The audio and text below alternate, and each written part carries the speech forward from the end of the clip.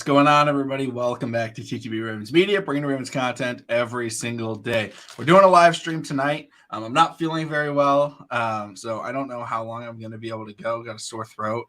I was like, I'm going to make some soup right before this, and then I spilled the soup all over my sweatshirt, and it was extremely hot, and I burned both my arms through my sweatshirt. So I'm extra injured, but unlike some people, I'm playing through the injury. All right, playing through the sickness. I'm playing through the injury. Unlike Tyler Huntley, who's now limited in practice back-to-back days. It looks like we may actually have our guy, Anthony Brown, starting this week. Joshua, how you feeling with all this news and stuff like that coming out about the Ravens? Man, I mean, it gets no better.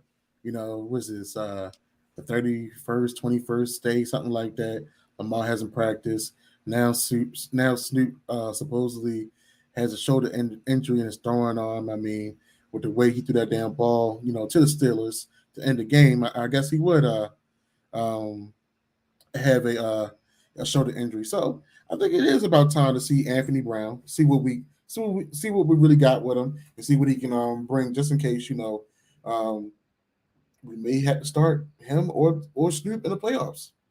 So I'm looking forward towards it, man. It's time to move on to the next game. And I mean, we had some positivity around the NFL anyway, especially with Damar Hamlin, yeah. Good news surrounding him. Hopefully he ends up, being okay. And obviously there's no timeline for a return of something like that. I do know in terms of there's been some hockey players that have suffered, I think, heart attacks on the ice, and they've been playing within like a week and a half. Obviously, it's a different situation. Hope he can play football again at some point. Obviously, hope he's okay, and I hope he can play football again. And the Ravens news, the news came out today, which I'm not super confident in, where he was, I think it was Rappaport, and he was like, oh, the Ravens are very confident they'll have Lamar Jackson in the playoffs. And I'm like, I don't know where you're getting that info from, because we've gotten reports about Lamar Jackson and when he's supposed to come back 4 weeks in a row, and they've been wrong every single time. I can't believe anything about reports that's coming out until he practices, until he says something. If Lamar Jackson comes out and says, like, hey, guys, I'm going to be good next week, then I'll be like, okay. And that is, I don't want to say it's an issue, but it is something that makes matters more difficult when you don't have an agent, because sometimes an agent will be the one that says, like, they're the one that the people call. All the reporters and stuff like that, they call the agent and say, hey, how's he doing? And the agent will typically say, like, okay, we think he's going to be back.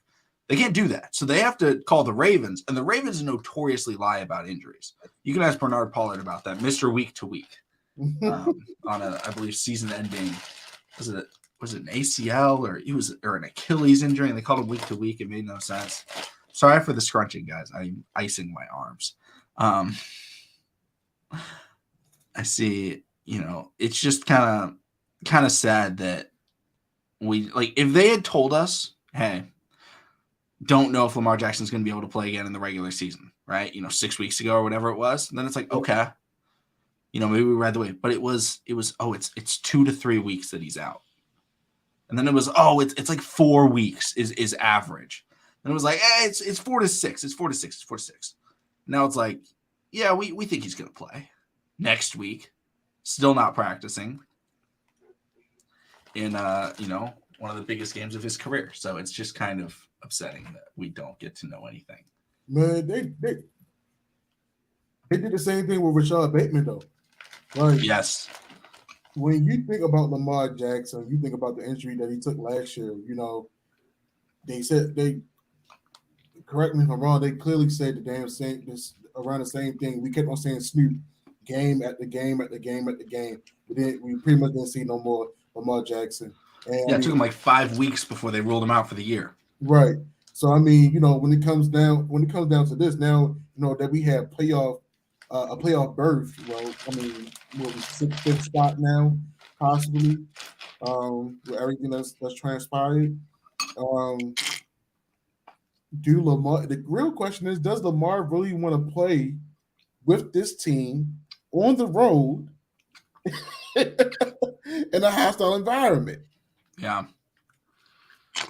I mean, he takes the team to a higher level. I mean, recently, when Matt was on, he talked about, the 10-point differential when he's playing versus when he's not playing. He gives that added factor, in this rinky dink offense that, he can make something shake, and that's the good thing about Lamar Jackson. I love when, you hear the ESPN writers and and the sports talk guys always say this offense was built around Lamar. This offense wasn't really built around Lamar. This offense was built around Lamar Jackson's legs. What's going on, Jusky? And if you take it a step further, it was just built for a exceptional athletic person. Because honestly, if a running back or even a wide receiver was to use this scheme that Greg Roman has implemented, we'll be seeing the same thing. I feel like if Debo Samuel had to play QB in the offense that Greg Roman sets up, he'd be going crazy. Now, people, they can say, well, Joshua, you said you're talking crazy, but I mean, think about it. When the first team to really introduce the Wildcat in this era was the Miami Dolphins, and nobody really knew how to stop it, and it was ran with a running back. Then when Denver Broncos got Tim Tebow, they threw a little bit of Wildcat with Tim Tebow. The added factor was Tim Tebow. He wasn't an exceptional superstar, athlete, but he was a decent athlete that can do both a little bit of running and throwing of the ball. Yeah, and he's someone that, like, building an offense around a superstar, you have to do it if you want to really win, but you have to do it in the right way. You don't want to just sell out everything and get rid of every aspect of an offense because, they're better at this one thing. No, you still have to be balanced. You still have to have a deep passing game. You still have to have the outside throws. You still have to have routes run. Yeah, you can run the football. That's fine. But you also have to have other aspects. You can't just go out there and, just kind of try and just beat them with one thing. Because if they stop that one thing, you have nothing to fall back on. The Ravens have nothing to fall back on besides Lamar's legs. Exactly. Nothing. And it's rough. It's rough watching it. It'd be different if this was just like a regular pro set style of offense, West Coast offense, air raid offense. But no, this is we need a freak to run this type of offense right here.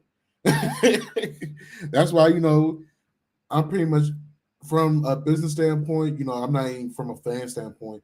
If Lamar Jackson leaves today or tomorrow, I see them possibly franchise him, trading him for picks, and they're going to either get Malik Cunningham. Yeah, I see them getting Malik Cunningham. I don't see them going for a Bryce Young.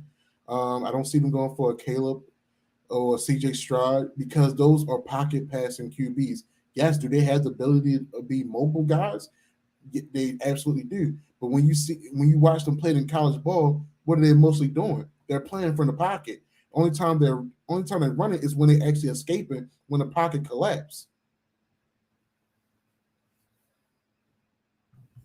And Gregory says, the Ravens weren't going to beat the Bengals with Lamar. Well, they beat the Bengals with Lamar earlier this year.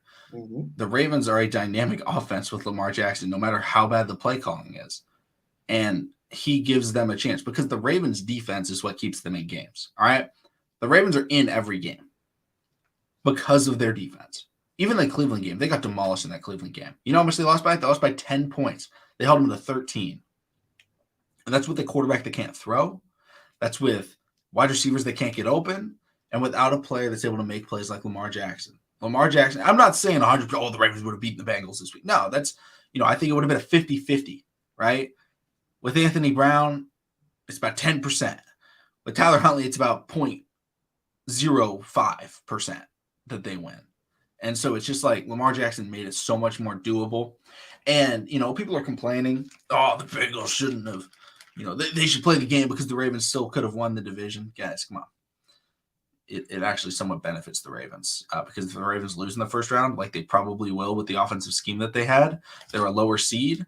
That's going to mean a better pick. Like, we all like that at this point. And we wouldn't have had Lamar Jackson this week anyway. And if we're not going to have Lamar Jackson, we weren't going to win. Yeah. Like, I think if we are the 5th or 6th seed, 9 times out of 10, we're on the road, and we probably gonna play against Cincinnati if we're the 6th seed, right? Yeah, Something like unless that. the Chargers lose to the Broncos, which is possible, division rival, with a very good defense. Maybe Russell Wilson wants to get things on track. Mm-hmm. They played well against the Chiefs last week. At least kept it close. 14.5% chance to win with Huntley. That is not rounding down. That's rounding heavily up. Yeah, that's definitely a big And round up. Dawson, you think Young's going one? I don't think so. I don't think Young should go one.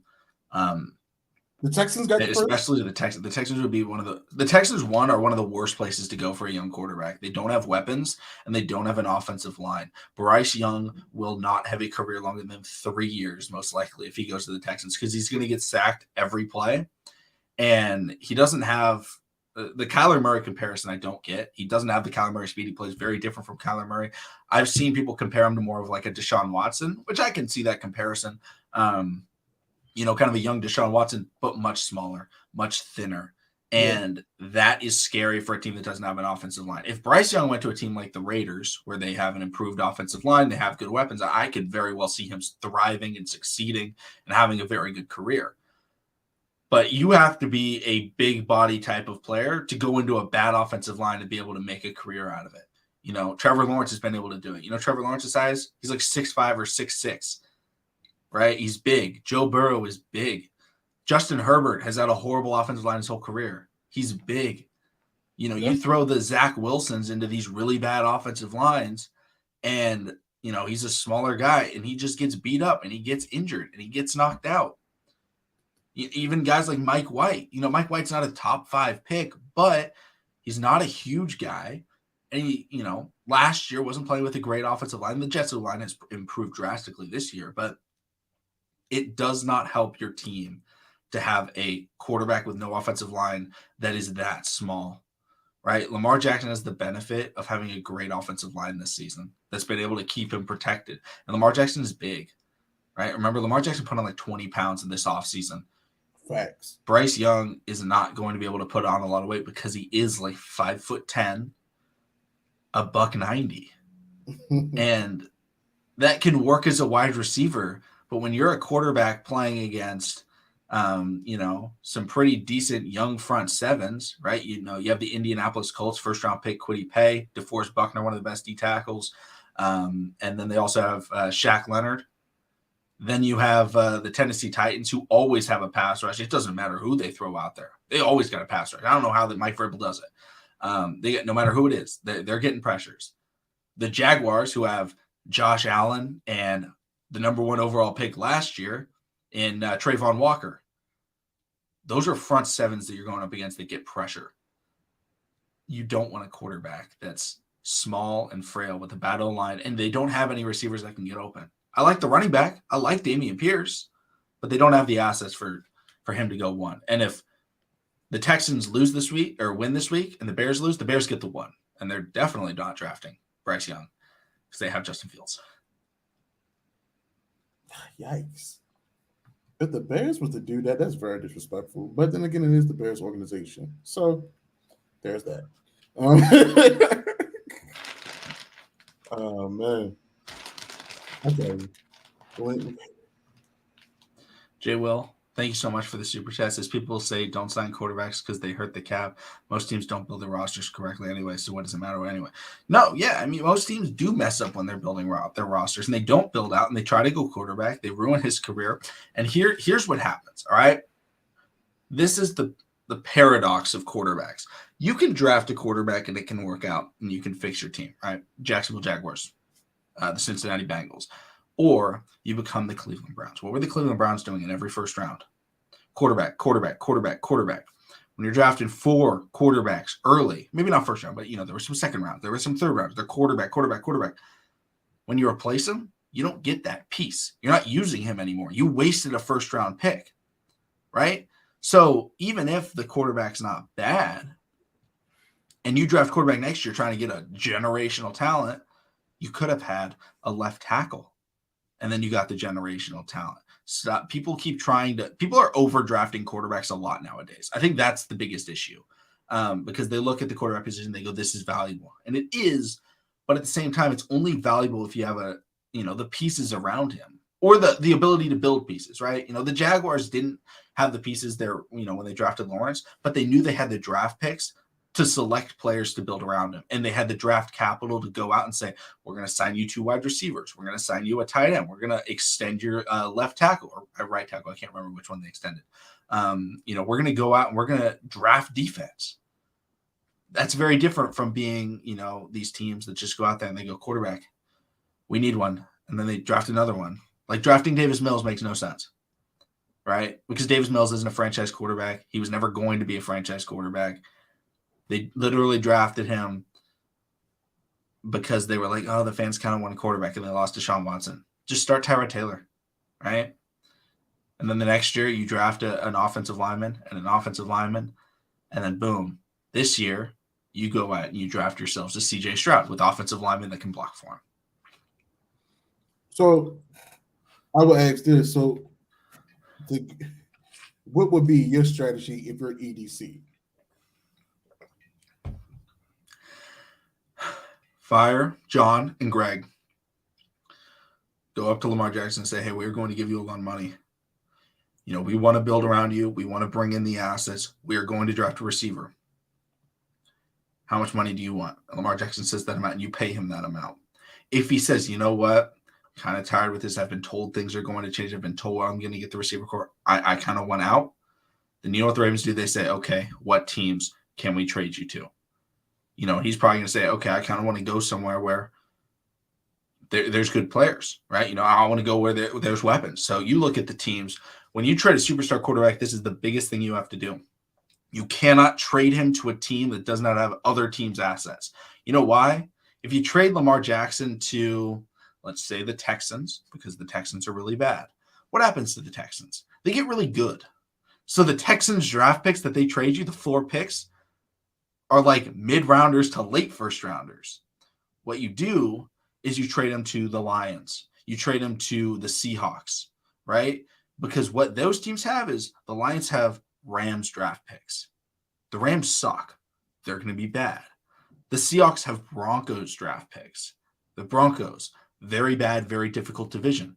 Those are going to be good picks. You have to make sure that you're trading it for teams that the picks will turn into top 5, top 10 picks. You can't just send them somewhere that may need a quarterback, like the Raiders. Like the Raiders may need a quarterback. But if the Raiders got Lamar Jackson, they'd be an amazing football team. We're not trading Lamar for 4 25th overall picks. We want to trade Lamar for 2 top 5 and 2 top 10 picks. That's what we want. And I think the Lions and the Seahawks are the best teams to do that with. And I don't think if we trade Lamar Jackson this year, do not draft a quarterback. I think we sign a player like we go out and we sign Andy Dalton. We go out and we sign Mitch Trubisky. We sign somebody that is not going to be good because we're not going to be able to draft it. Like CJ Stroud isn't going to come in and lead a team to the Super Bowl.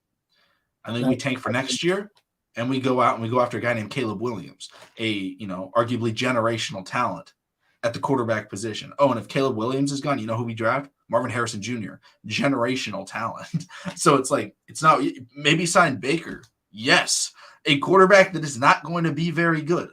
That is what you do. That is what rebuilding does. I love the fact that we're on the same track with rebuilding, but I just feel like that they're so stuck in nostalgia. They're going to either go for Hooker or Malik Cunningham. And Hooker is more of a pocket QB out of Tennessee. So I don't even know how that would work. He is super old, though. That's the one problem with Hooker. He's like 24. Ooh, well, Joe Burrow's the same way. Yeah, but Joe Burrow was really good. Hooker just had a season-ending injury. Joe Burrow is a goddamn nerd. Honestly, that's what separated him in his draft class. Let's be real. If he didn't study the game the way he did and actually performed the way he did, I don't think we would really know Joe Burrow the way we know Joe Burrow now. If he did not make that move from Ohio State to LSU, I think I feel like he definitely would still be buried behind everybody else. But I definitely see where you're going with that. I can't even be mad at that, man. It's just we just can't get stuck Yeah. in the situation where we're making the playoffs and not being able to do anything because we don't have a good enough quarterback. But we can't get a good enough quarterback because we can't draft one in the first round because we're drafting 18th to 20th overall. Most of the time, that's not going to land you a good quarterback. Top 10 you can. Like you can get a good quarterback top 10. I haven't watched film on Will Levis yet, but he could go back end top 10, right? I don't think CJ Stroud is going back end top 10. I think CJ Stroud is going to be the one. Will Levis, he from UK? Yeah, he's from Kentucky, and it's like he's a project. I don't think he's a dominant, but like he's someone where it's like, okay, you can draft a project if you're the Ravens and start him because they don't need to win next year. If they don't have Lamar, they're not trying to win, and they have a good offensive line. They can draft they could. Here's what I do: if I keep Lamar, I trade for DeAndre Hopkins, like without a doubt. He will finally have his veteran wide receiver though. His actual veteran wide receiver that can make something happen though. That's the thing about it. I mean, I don't know, man. It's hard because us as fans, we try not to be biased and things of that nature, and we try to come from a different business aspect. Because everybody's gonna say pick this person, pick that person. No, we still got to put in the fact that we still have John Harbaugh, Greg Roman, and the good thing that you said, DeAndre Hopkins, because DeAndre Hopkins put out there, if I need a block or anything like that, I'll do it, and that's right up there. That's right up Greg and John's alley right there. So honestly, I don't think things happen until we know what who's going to be in the facility as far as coaches. I feel like this should be the last year for a John Harbaugh and Greg Roman tenure with the Baltimore Ravens. But if Eric DeCosta is on the same type of energy as a John Harbaugh in regards of not firing friends, then it's going to continue to be rough. And Raven Ron, thank you for the super chat. I believe half on why Lamar is out because he is holding out, and the rest is an injury. No way is 100% injury. Why the hell hold at the end of the year? I'll let you take that one, McConnell. I don't think Lamar Jackson would hold out with the playoffs on the line, right? Lamar Jackson, his entire career has been purely about winning the Super Bowl. In the off season, I wouldn't be surprised if Lamar held out without a contract, right? I wouldn't be shocked about that. But the Ravens have secured a playoff spot, and he wants more than anything to win a Super Bowl.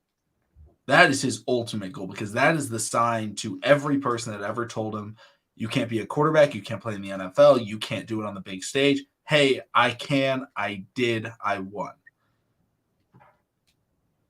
Yeah, could he, and he may be like, I don't want to play if I'm not 100%, because maybe he's like, I don't want to play at 90%, get injured, and then be screwed over next year. He's coming back from a PCL. Yeah, they went to play in a brace. We saw what happened with RG3 when he was playing in the brace. Got hurt again. I can't be mad at someone, knowing their body. Like, freak things happen. Who did we play December 4th? He got hurt in the Broncos game. Okay, and then when you got your offensive line, granted, the offensive line has been doing a good job, but that outside linebacker just pretty much had Morgan Moses' number. I think it was last name. I think it was Cooper, and yeah, Cooper was working. It didn't matter what side he lined up on, he was working, and he caught him the same way. Was it Osawa from Cleveland last year? Worked the right tackle or got Owusu Koramoah, chased him down and got him by the back of his heel. Yo, people don't realize, like, mobile and in pocket present quarterbacks still get hurt. I'm not gonna say because he ran he has a more serious injury than a pocket passer. No, injuries happen. That's part of the game. And if he's not 100% to him, then he's not 100%. And then you also have to realize, y'all, because of all the injuries that we've had previously, this year and last year, they are going to be very overprotective, especially over Lamar Jackson.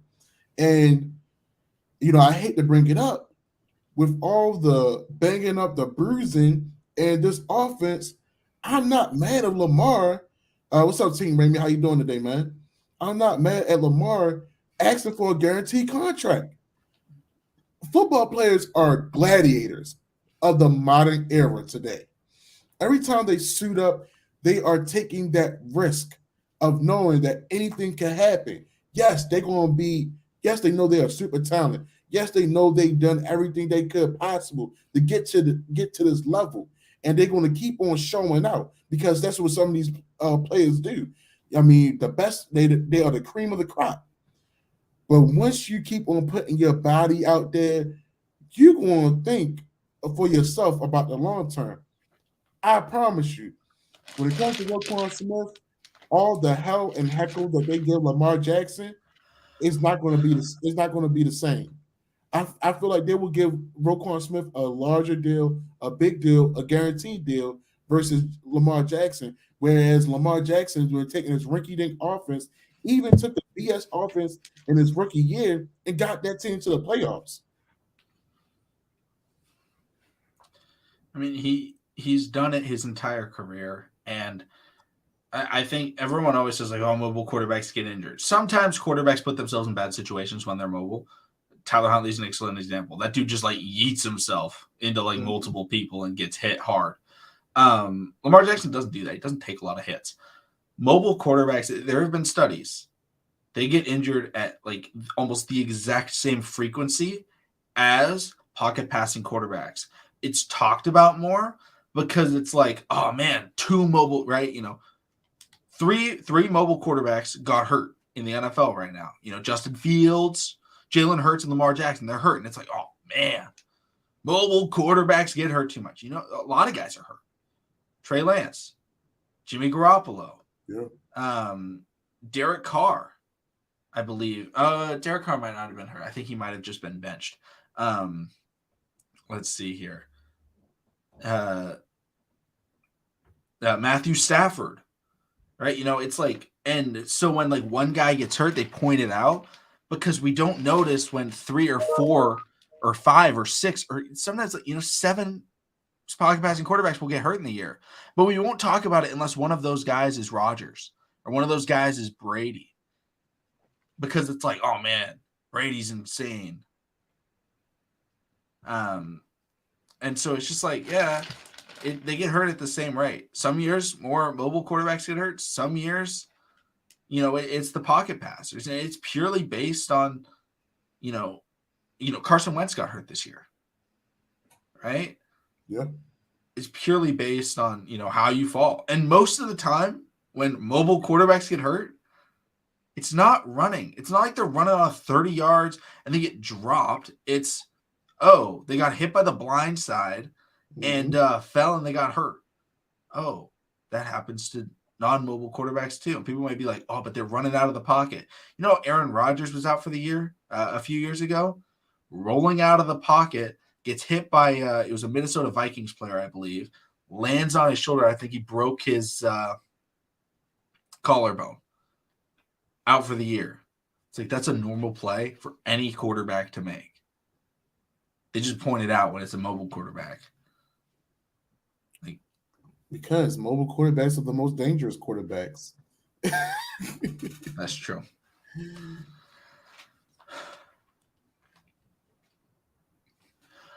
Oh, man. Joshua, do you have anything else that you want to talk about tonight? Oh, man. I'm trying to think. Damn, I wish Tyler Hunt. I definitely wish we could have traded him off during the offseason. We'll trade him for Sean Payton. That's my hope. Man, they're gonna want Lamar. They may. We'll get Jameis. All right, guys. I think that's gonna be good for tonight's stream. I can barely talk. Hopefully I'll be able to talk better tomorrow. But you know, we'll be back. We'll definitely have a pregame stream. You know, it'll be exciting this weekend. And then playoff time is going to be a ton of fun. May have to get some Bengals creators if we play them. You know, may have to do something like that. But thank you all so much for coming through. Subscribe for Daily Ravens content, and we'll see all of you again next time.